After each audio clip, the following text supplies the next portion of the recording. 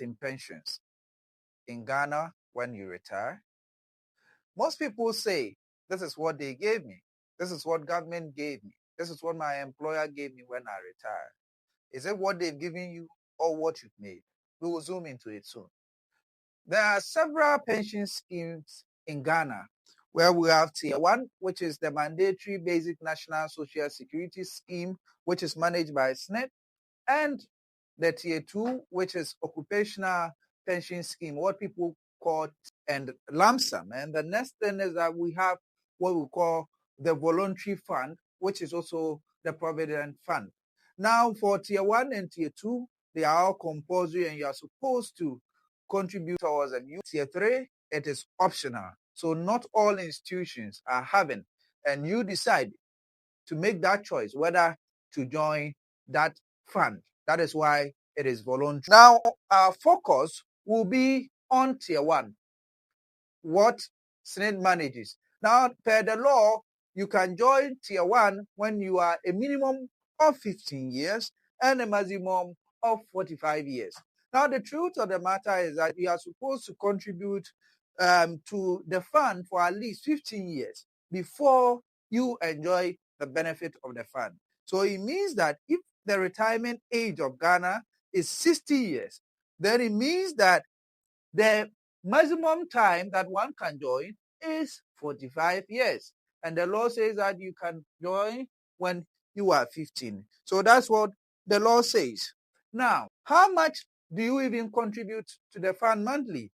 One is supposed to contribute 13.5 of the total 18.5 in pensions for the individual. So the law says that at the end of every month, you are supposed to contribute 5.5 from your basic salary, and your employer is supposed to add 13%. Now, the addition of these two will be 18.5%.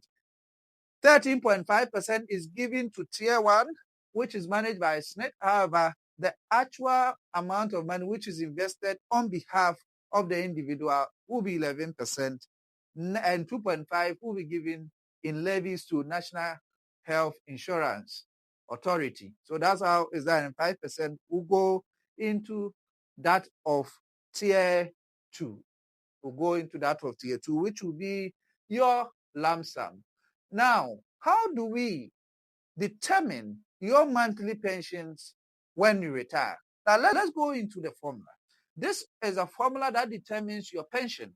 We call something accrual rate, which varies, but the basic will be 2.5% times the number of years that you have contributed. Now, the law says that you should be able to contribute at least 50 years before you enjoy the benefit of Tier 1, times the average of best 3 years of salary. So you take salaries monthly, you sum 12 months of salaries times 3 divided by 12 months times 3. So it will be 36 months salaries divided by 36. Then we are going to get what? The average of best 3 years. Now let's go into how we do the computation. Now, these are the accrual rate. If you have contributed just 15 years, the minimum, which is 50 years, times the accrual rate of 2.5, that is giving you 37.50. So let's say the average of your contribution for the best 3 years of your working period was 10,000 cedis. So then it means that at the end of every month, when you retire, you are going to get 37.50% times 10,000 cedis. And that will be at 3,750. So we should also take note that this will be based on your basic salary, not your entire emolument, your basic salary. Now, we can see that there are differentiated accrual rates. If you see 20 years and above, up to before 25 years, you get 2.2 in accrual rate. 25 years and above, but not more than 30 years, you get 2.0, 30 and above, and not up to 35, you get 1.8. And after 35, you get 1.7. And this is the pension rate. So it means that if you have worked for 20 years, then this will be your pension rate, 43.10. If you work for 30 years, this will be your pension rate, 48.80. And if you work for 30 years, you get 54.40. And if you work for 35 years or more, it is capped at what? 60. So it means that you cannot go beyond 60. So for instance, if I work for 37 years before I retire, then the maximum I can get is 60. So if I retire on an average of the last best 3 years salary of 10,000, then it means that the 60% will be what? 6,000 a month. That's what I'm going to make in monthly pensions from SSNIT. So let's look at this illustration to get proper understanding of what they are. Now, based on tier 1, which is the focus, what monthly pension would Elvis Ajiman, who contributed 15 years to the fund and made average salary in the last 3 years of 10,000 cedis, and Kofi Oduro, who also contributed 38 years to the fund and made average of 8,000 as the best word, the best salary for the last 3 years. Now let's look at the solution. Elvis Ajiman, whose what pension rate is 37.50 because he did 15 years, will get what? 37.50 times what? Times 10,000. So it means that every month, Elvis Ajiman will be entitled to 3,750.